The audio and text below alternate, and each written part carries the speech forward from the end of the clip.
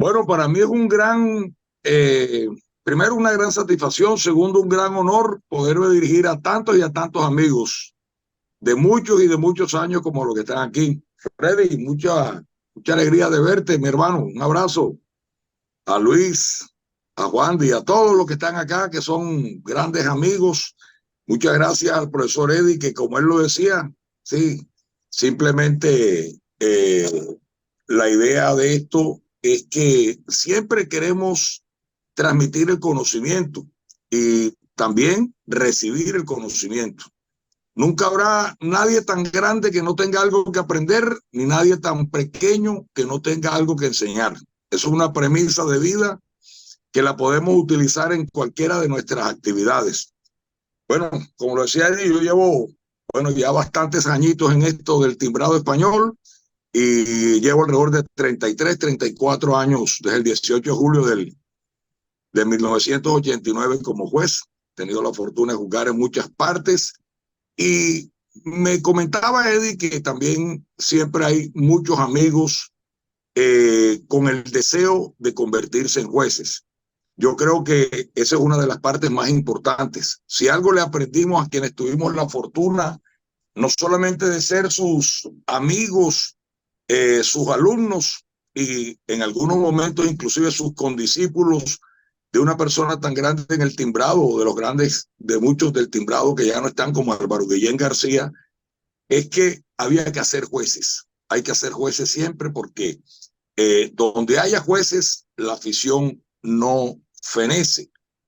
Fíjense ustedes que a veces, con toda esta cantidad de jueces que hay hoy en día, siempre nos quedan faltando jueces para los concursos y es muy importante entonces esta labor de divulgación que hace FENAO, que hace sobre todo por iniciativa de toda esta gente joven que está entrando a la canaricultura, porque como les decía ahorita, siempre hay muchas cosas que aportar.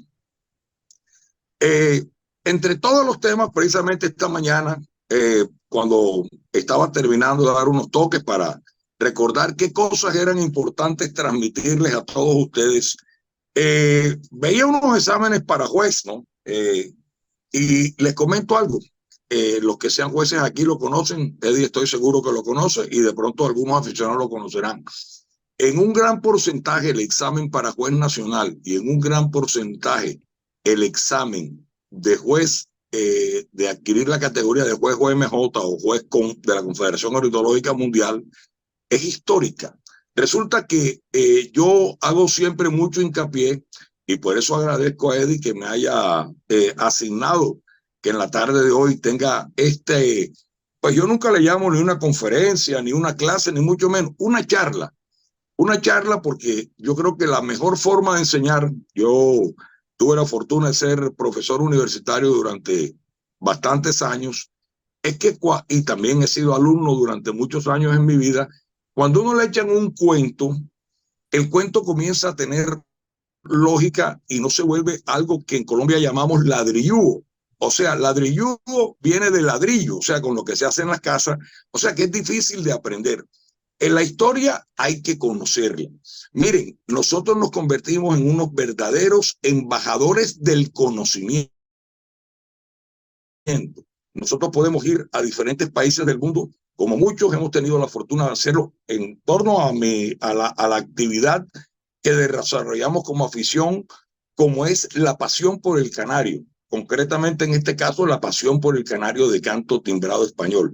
Y a nosotros nos abruma siempre la cantidad de cosas sencillas que la gente no sabe muchas veces sobre una raza que lleva años criando y se le iluminan los ojos, ve uno lo agradable. Hace un poco tiempo estaba jugando en México y les echaba una historia muy parecida a la que les estoy contando yo, que no es más que lo extraído de los libros, que no es más que lo escuchado de los mayores que han tenido información a través de la oralidad, que ustedes saben que es la historia contada.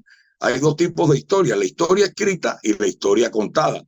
Entonces, a través de la oralidad hay muchas cosas que muchas veces no tienen el rigor científico, pero sí tienen esa información, ese conocimiento que nos da alguna lógica y nos aclara muchas dudas a posterioridad de conocimientos que en nuestros inicios quizás adquirimos. Hoy les compartiré algunos de ellos. Comenzando por lo siguiente, todas las cosas grandes en la historia tienen un principio. Entonces, tenemos que partir entrando en materia en la charla en algún tema que de pronto todos lo conocemos, pero no importa, lo repasamos simplemente para concatenar este cuento, esta historia sobre lo que es la historia de la raza timbrada español, y ojalá tengamos tiempo de hacer algunas precisiones, algunos cambios y quizá algunas preguntas. No hay ningún inconveniente. Por lo tanto, vamos a tratar de hacer un enfoque que nos ubique a nosotros, como se llama en el derecho penal, en modo, tiempo y lugar, porque aquí hay un modo, hay un tiempo y hay un lugar en lo que es el origen de lo que nosotros creamos como canario de raza de canto timbrado español, de dónde proviene, cuándo se reconoció, de dónde surge, cómo llegó a nosotros, por decirlo de alguna manera. Entonces comencemos por un principio. En un principio, la historia del canario toda tiene un inicio común. Cuando me refiero al canario, miren que todavía no le pongo ni nombre ni apellido. Estoy hablando del canario genéricamente, no del canario timbrado español. Entonces el canario originalmente es un ave endémico. Todos sabemos lo que es la palabra endémico y si no lo sabemos no importa, lo aprendemos. Endémico es cuando algo es absolutamente natural de una parte, o sea, no existe en ninguna otra parte, sino su origen está radicado en un sitio determinado y definitivo en el mundo. Ejemplo, el felino tal, el leopardo es originario de Asia, hay uno que es de Asia y otro que es de África, o sea, que son endémicos. Endémico es que pueden haberse distribuido a través del mundo por las diferentes razones, porque el hombre los viajó. Veíamos ayer, por ejemplo, estaba viendo ayer un programa y decía que Australia en un principio no tenía conejos y después se convirtieron prácticamente en una plaga porque cuando los primeros ingleses fueron, lo llevaron para consumir carne del conejo y encontraron el hábitat, el medio, las condiciones favorables y entonces se convirtió prácticamente en una plaga, pero eso no quiere decir de que él sea endémico de allá, fue una raza trasladada. Bueno, entonces, solamente tomando eso como ejemplo, volvemos al principio. El canario que nosotros conocemos, que ya después les explicaré un poquito, porque también hay que conocerlo técnicamente, porque también nos lo preguntan en los exámenes, es un ave paseriforme, es un fringílido, y el canario es original de las islas que hoy en día todos conocemos como Islas Canarias. El canario, o sea, la cepa silvestre, que así se le llama, la cepa criolla, no existía en ninguna parte del mundo porque es absolutamente endémico de las Islas Canarias. O sea, existían unas razones, esas que la naturaleza que no nos explica por qué va a ser una cosa, sino la naturaleza simplemente decide y dijo, el canario va a nacer en estas islas que hoy en día, para podernos referir, nosotros conocemos como Canarias. Es importante saber ciertas cosas, el porqué de las cosas. Cuando éramos todos más jóvenes y estudiábamos algo de filosofía en los colegios, nos explicaban, fíjense ustedes a dónde nos vamos a ir metiendo. ¿Cuál es la filosofía? ¿Qué es la filosofía? Algunos profesores definían muy magistral, muy sabia y quizás muy cortamente la filosofía como algo que decía, ¿qué es la filosofía? Es averiguar el porqué de las cosas. Es la ciencia que estudia el porqué de las cosas. Entonces, dejemos nuestro canario, nuestra especie amada, ahora hablamos de su evolución hasta llegar al timbrado, y entonces vamos a tratarnos de la especie canario. El canario recibe su nombre porque habían unas islas que estaban llenas de aborígenes, como la mayoría de nuestras tierras, de nuestras islas, que fueron conquistadas, algunos por españoles, por ingleses, por diferentes culturas mucho más avanzadas. Y entonces, antes de conquistar las islas, le daban un nombre a las islas, por ejemplo, le decían el nombre de Islas Afortunadas afortunada, como siempre se ha indicado, la palabra afortunada traduce de que tiene suerte, que hay abundancia. Bueno, se le llamaban islas afortunadas porque había una gran cantidad de frutales, por ejemplo, bananos, plátanos, muchas frutas se exponen, entonces se llamaban islas afortunadas. Cuando los españoles en el siglo XVII llegan a formar partes de ella, los indios, los aborígenes, perdón, les tenían otro nombre, le llamaban como tamaras a la isla.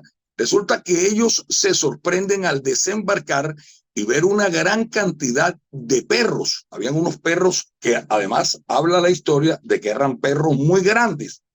Miren, aquí hay una primera anécdota de aprendizaje que si muchos la conocen, pero quizás la compartimos con todos, que ¿por qué se llama Canaria? ¿De dónde viene el nombre? El nombre viene de la gran cantidad, pero entonces me preguntarán, Carlos, pero tú estás hablando de perros. Claro, pero les quiero comentar algo. La palabra perro en el idioma español tiene alrededor de 2 siglos. Es una palabra nueva. Las islas se descubrieron hacia el siglo XVII. Entonces, en ese momento, la palabra por la cual nosotros llamábamos, ¿cómo llamábamos nosotros a los perros en el idioma español? Era can. Entonces, de ahí viene el nombre de canarios. Cuando yo veo una cantidad de perros, en este momento, eso traducía, en este momento traduciría, perdón, la isla de los perros. En ese momento era las Islas Canarias, ínsula Canaria. Ínsula es la parte insular, la parte de isla Canaria. Entonces recibían indirectamente, para hacer una especie de corchete o de abreviación, el nombre de Canario proviene de las Islas Canarias, cuyo nombre proviene de la gran cantidad de canes, o sea, de perros que existían en esa isla. Digamos, si los hubieran descubierto 4 o 5 años después y los hubiera impulsado los mismos motivos de asombrarse por la cantidad de perros, se llamarían perrarias, por decir alguna cosa, pero ya sabemos que esta palabra solamente llegó al idioma de nosotros un tiempo después. Pero todos los canarios pertenecen al Serinus canarias o Serinus serinus. Hay unas partes de la historia donde dicen que cuando ellos llegan, además de todos los alimentos, de todas las frutas, de todas las cosas que encontraron, de lo llamativo que fueran los perros, pues querían todos estas grandes, ¿cómo sería en el momento? Estas grandes monarquías querían era tener más y más y más tierras, conquistar más y más y más tierras. Resulta que se habla, no se sabe en qué momento todavía, que descubren en la isla una pequeña vecilla de color verduzco que ustedes conocen. Ahí surge una primera parte en la oralidad que de pronto no la encontramos en los libros, pero sí llega hasta nuestros oídos.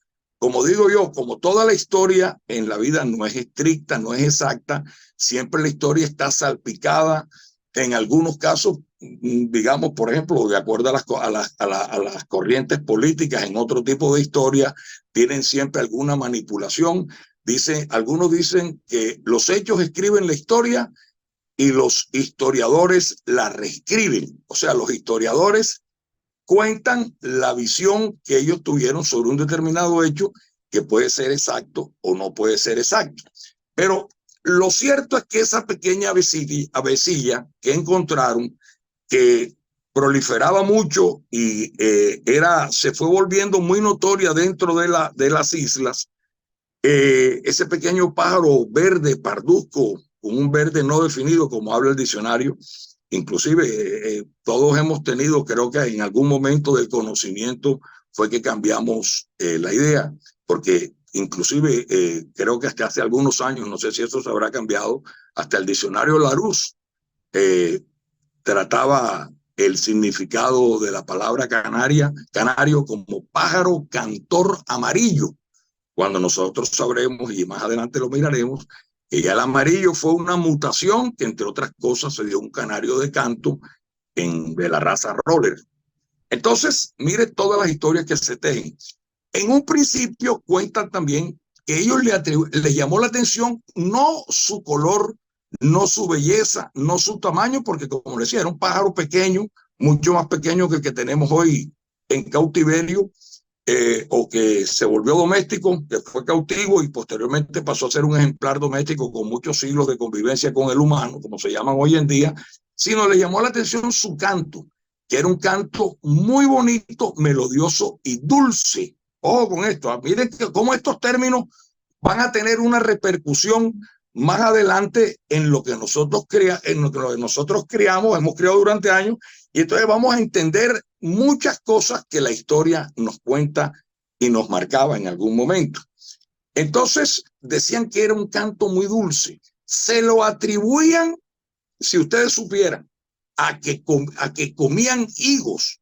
El canario ha sido un pájaro granívoro toda la vida, pero ustedes saben que el canario come frutas, es un poco medio omnívoro en algunas cosas que le llaman la atención. Entonces decían que esos frutos eran tan dulces y le atribuían esa dulzura, o sea, de un principio tenemos un pájaro de canto dulce, cuando todavía no existían las razas, sino simplemente el canario silvestre, que se le atribuían a que comían higos. Habían algunos que aseguran que habían ciertas subespecies en la misma isla, que había uno más pequeño, mucho más lleno de timbres, y otro un poco más grisáceo. Pues son términos un poco indeterminados, porque decir uno que algo es un poco más grisáceo, entendemos que su color tiende un poco a gris, pero no sabemos cuál es la base. O sea, puede haber un amarillo grisáceo o un blanco grisáceo, pero hablaba de un poco más claro, que se le atribuían unas notas más bonitas.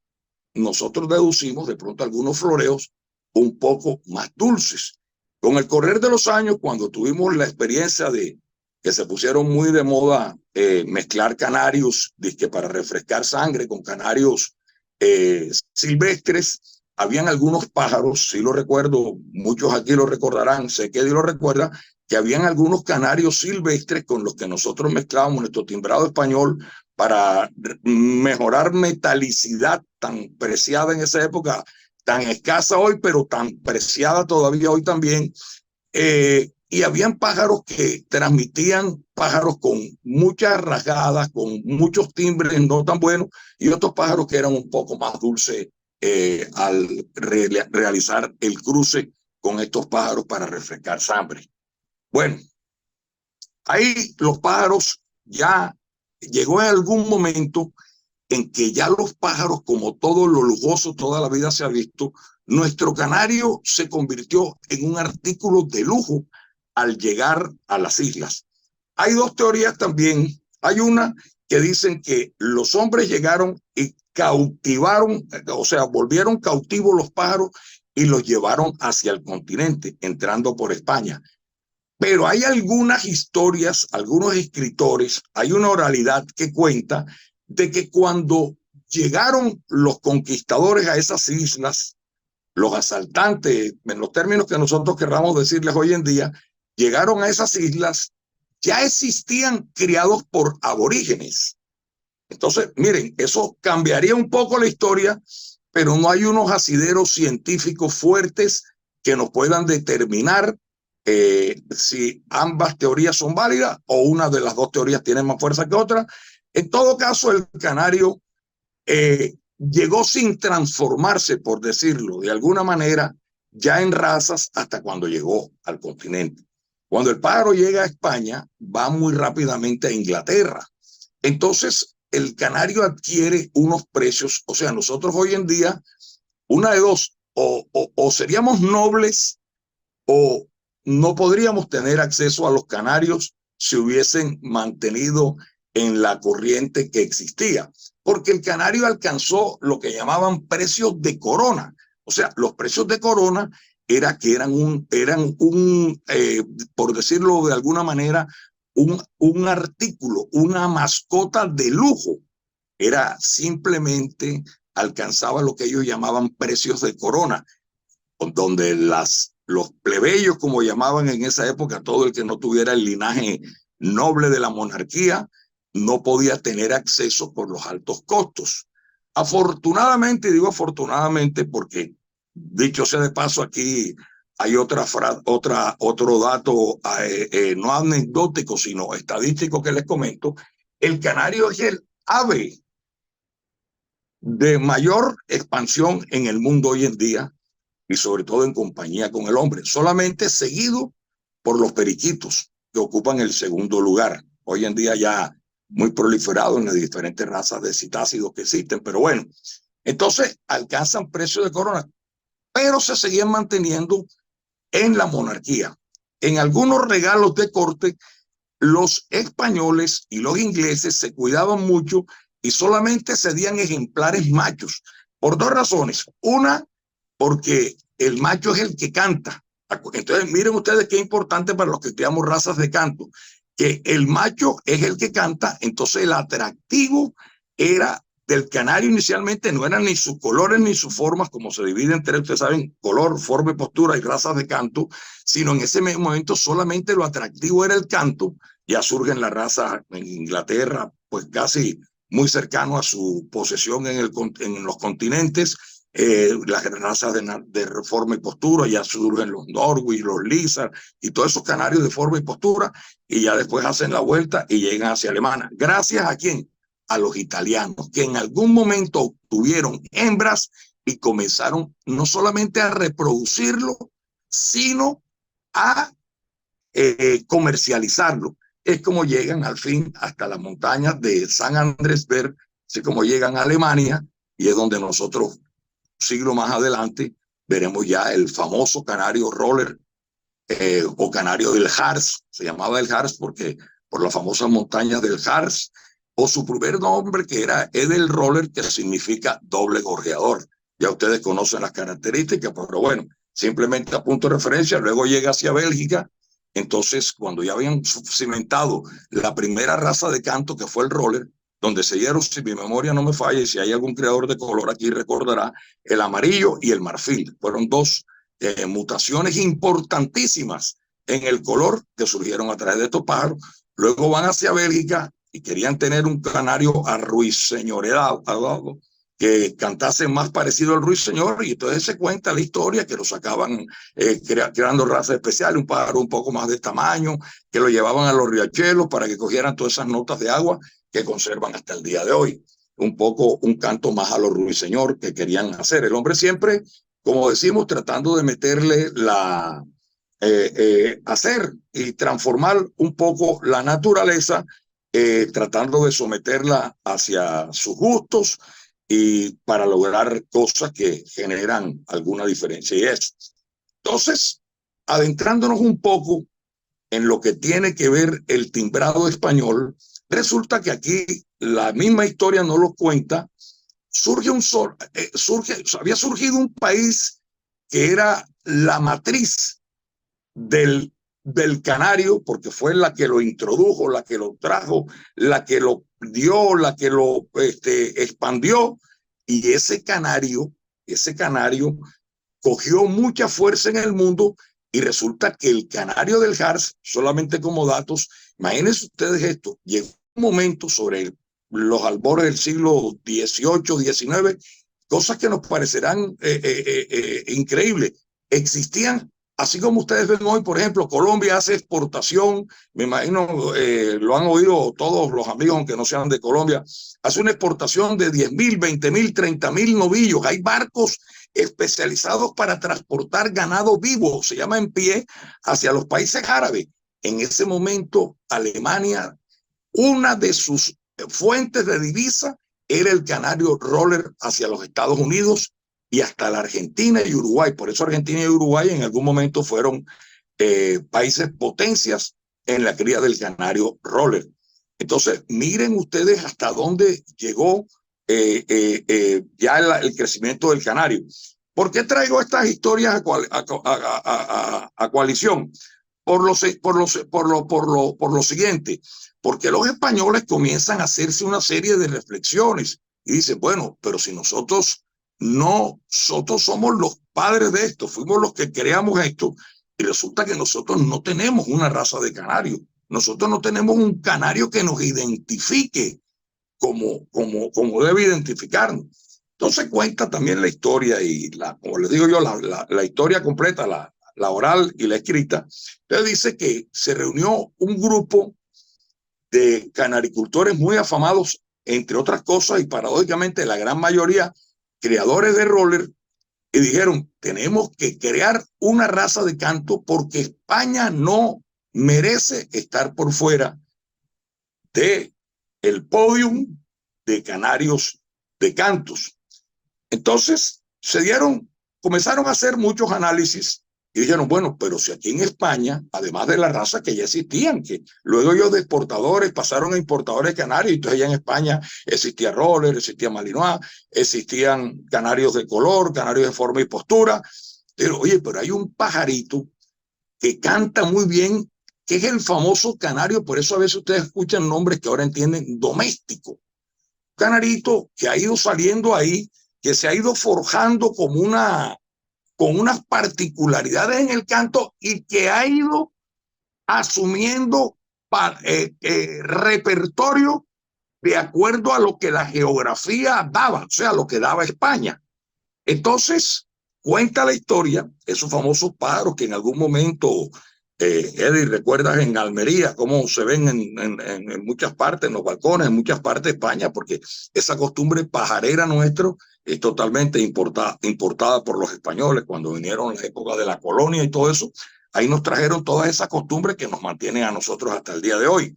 Entonces, ellos se dieron a la tarea, pero ¿qué había pasado? Que había pasado una guerra donde hubo hambruna, donde hubo escasez de alimentos, sobre todo de alpiste, que era algo que era indispensable toda la vida para criar canarios y se volvió algo muy oneroso y muy costoso, donde las familias tenían que buscar, más bien era para su sustento, no les quedaba fácil buscar además unas libras de alpiste o de comidas para aves totalmente caro. Entonces se dieron a la tarea de recoger varios ejemplares que se enmarcaban en ese repertorio que concretamente se había ido adquiriendo y lo había ido volviendo con un canto característico de una región. Entonces, ya vimos todo lo que es la historia del canario. Vamos a comenzar ahora con lo que es la raza.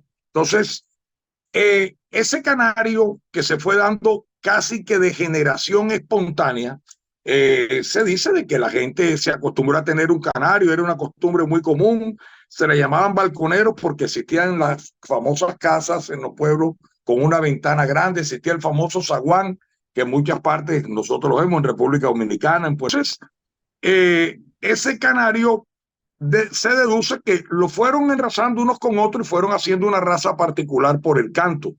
De hecho, habían unos pájaros en Asturias, habían unos pájaros en cada región que tenían algunos cantos, digamos, con algunas notas que los hacían particulares y ya dentro de esa raza, por decirlo de alguna manera, espontánea, casi que genérica, comenzaron a introducir en su repertorio notas de la convivencia que generaba el ambiente doméstico. Entonces, por ejemplo, todos sabemos lo de la castañuela. Entonces, hay pájaros que todos los hemos tenido que imitaron y fueron fijando esas notas que a su vez ustedes saben que van transmitidas de padres a hijos, que fueron los primeros maestros que existieron y que quizás ya se comenzaban a escoger algunos pájaros para que educaran en la educación del profesor. La campanilla, los cascabeles, que era aquella famosa campanilla que todavía en algunas partes, cuando eran los patios muy grandes, que los niños no existía internet y salíamos era a correr todos por las calles, se había una campanilla para llamarnos cuando era la hora de la comida. Y así varias de las notas y el pájaro fue perfeccionando muchas notas. A ese canario se le conocía como canario del país. Todos estos creadores famosos, Ángel Salido Leal, toda esta gente famosa que habían y las personas que, Drove, todas esas personas que se daban a la tarea, que por encima de criadores de roller tenían el sentimiento español, entonces comenzaron a buscar esos pájaros por la geografía que ya les comentaba, que se habían perdido un poco por los temas de lo difícil que era la manutención de los canarios en esa época, por las vicisitudes económicas que en algún momento estaban sucediendo, por los temas de posguerras y eso. Resulta que ellos dedicaron a escoger los mejores y escogieron algunas personas y crearon. Se le llamó canario del país. Cuando ellos se deciden a presentar antes del año 62 presentan al canario, primeramente lo presentan, fueron absolutamente desilusionados y decepcionados porque el jurado calificador consideró, quiero que sepan, y este es un pedazo corto que les hago porque sería un tema un poco más largo y lo trataremos de pronto en los diferentes concursos. Hay un jurado examinador que se escoge por parte de la Confederación Ornitológica Mundial cuando se presenta una raza nueva. Unos jueces expertos, uno de las diferentes variedades de pájaros que existen, emiten un concepto, un criterio sobre si se trata de una nueva raza o se trata simplemente de un mestizaje de razas, como sucede en muchas ocasiones. La primera vez que se presentó el timbrado se desechó porque se consideró que era un mestizaje entre un canario vulgar o canario común y roller, porque ustedes saben que siempre el mestizaje se ha dado. Entonces seguro que fueron algunos pájaros que salieron como con rulos, intercalando, como se dice técnicamente, intercalando notas no ortodoxas dentro del repertorio de lo que se pretende. Esto, por el contrario, este fracaso, si así se le puede llamar, dio origen a que en vez de desilusionarse, eh, eh, fungiera en ellos o se diera en ellos lo que se llama el aguijón del estímulo. El aguijón del estímulo es cuando uno, a través de una derrota, de una desilusión, no desiste, sino por el contrario, insiste y persiste. Y fue así como presentaron en la 10ª conferencia, en el 10º show en Bruselas, en el año 62, el canario timbrado. Hubo unas discusiones primero porque se decía, bueno, estamos promulgando porque existe una raza de canarios española. El canario del país es un nombre que es muy identificativo y muy nuestro acá en España, pero cuando este nombre surge internacionalmente, ¿qué traduce canario del país? Canario del país es un nombre absolutamente genérico, que no particulariza, que no genera un distintivo patrio, no genera nada. Entonces se llegó a la conclusión que se llamaría timbrado español. Fue todo lo contrario de la presentación anterior, fue aplaudido, fue unánimemente aceptada como la tercera raza de canto. Ya se hizo el primer código, que ustedes lo pueden conocer y lo pueden ver, en realidad, y ahí surge la raza que hoy en día nosotros criamos. Hay algunos apartes que me gustaría hacerles, aunque fuera un poco rápidamente, sobre lo que es la evolución del canto a través de los años. Básicamente, y hay algunas partes que yo quisiera, porque nos sirve para quienes somos competidores, criadores, jueces, aficionados al timbrado español, hay algunos conceptos que son muy claros y que debemos tener. Aquí hay algunos apartes, por ejemplo, ya les explicaba, entonces cuando se llama timbrado español, ya quedó claro. Se dice, se sostiene, se hablaba siempre de que timbrado español era por la intercalación de timbres dentro de sus notas. Acuérdense que en los primeros códigos existían 3 timbres: timbre metálico, timbre intermedio y timbre profundo. Ya con el pasar del tiempo, variaciones rodadas, ya se han ido dando nombres, no sabemos. Sería meternos en temas muy políticos que lo existen, ya nosotros discutir cuál tema es mejor o cuál tema es después, pero el canario, básicamente su estructura musical es la misma. Hay algunas partes que es importante resaltarles, que por ejemplo, el canario hay una definición que se daba desde un principio que yo creo que jamás la podremos olvidar como una gran premisa de lo que es nuestra raza y quienes vivimos y soñamos por el canario timbrado español.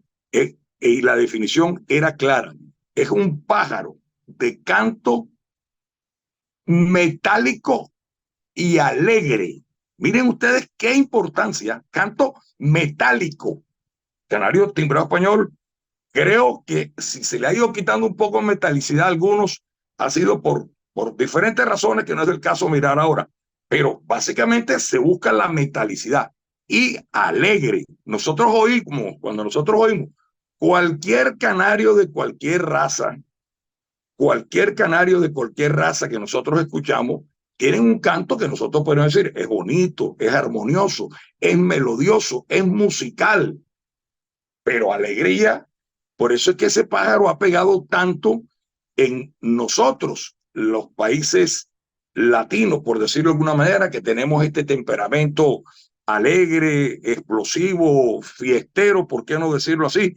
Y miren ustedes en los países que está generando gran aceptación en Europa, por ejemplo, Grecia, Italia. Miren en los Estados Unidos todo lo que son todas estas colonias y todas las partes de Estados Unidos que ya se ha ido extendiendo por todas partes. Ya llegó al país de la zambra, que es Brasil. O sea, ¿por qué? Porque es un canto divertido, alegre. Es algo que nosotros no podemos. ¿Qué diferente sería que nuestro canario pierda esa característica de canto metálico y alegre? Yo siempre insisto mucho en eso. Ya una nota más, una nota menos, un timbre más, un timbre menos, una manera de expresarlo, otra manera. Con el tiempo se ha ido logrando de pronto, pero quiero hacer una claridad, que siempre han existido unos pájaros. Se trata de buscar, hoy en día se habla de canto lento, se habla de melodioso, bueno, muchas cosas que forman parte de la musicalidad del pájaro. Acuérdense que la música tiene un pentagrama y de acuerdo a las notas que uno unta en el pentagrama, saldrá la melodía un poco más rápida, un poco más lenta. Existen los famosos ritmos de emisión, así igualito que la música, los tonos graves, los tonos agudos, y ahí va surgiendo el tipo de música que nosotros queremos escuchar para nuestro oído. Lo que no negociamos con nadie, creo yo, ninguno de nosotros, de los que estamos aquí, es que nuestro canto sea metálico y que nuestro canto sea alegre. Nuestro timbrado nos emociona, nos alegra la casa con su canto. Entonces, también hay otro tema que se viene hablando desde hace mucho tiempo, sin meternos mucho en el aspecto técnico, porque el compromiso con Eddie era simplemente hacer unas reseñas históricas sobre lo que es el origen de la raza, que es lo que hemos abordado. Pero fíjense ustedes, los métodos de enseñanza que son tan discutidos, tan evolucionados, también les quiero aclarar una cosa, no son propios, no son nosotros los dueños del timbrado, los dueños de la raza. Todos los que creamos la raza somos dueños de ella, tenemos unas acciones en ese club del timbrado español. No, en los Canarios Roller, desde que comenzaron los instrumentos fonográficos, ya existían discos para enseñar al Canario Roller. El Canario Roller se enseñaba con flautas, por eso es que tienen ritmos aflautados. Se enseñaban con flautas, se pagaban horas de profesores musicales para que enseñaran al canto. Ya oíamos que el canto del Malinois se le ponían ruiseñores, se llevaban a las cascadas para que cogiesen el golpeteo que produce esas notas de agua al transcurrir el agua. Igualmente, nuestro timbrado lo hemos ido manejando de cierta forma. Hay una discusión que en muchas partes se tiene, y como les decía yo a ustedes ahorita, pero no creo que tenga mayor trascendencia, que es la palabra timbrado. ¿De dónde surge el origen? Bueno, dicen, ya les decía yo, les explicaba lo que conocimos, todo lo que aprendimos esto hace ya bastantes décadas, era que se timbraba español por la intercalación de esos famosos tres timbres.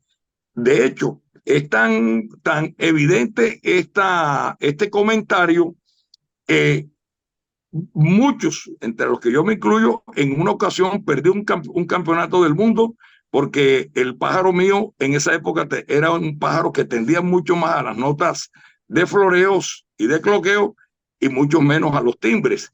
Y durante muchos años el código del timbrado español, qué bueno que me haya acordado de esto para comentárselo, durante muchos años la regla de desempate ya todos la conocemos hoy, las notas de mayor valor, pero y así sucesivamente se va bajando hasta que surja el desempate.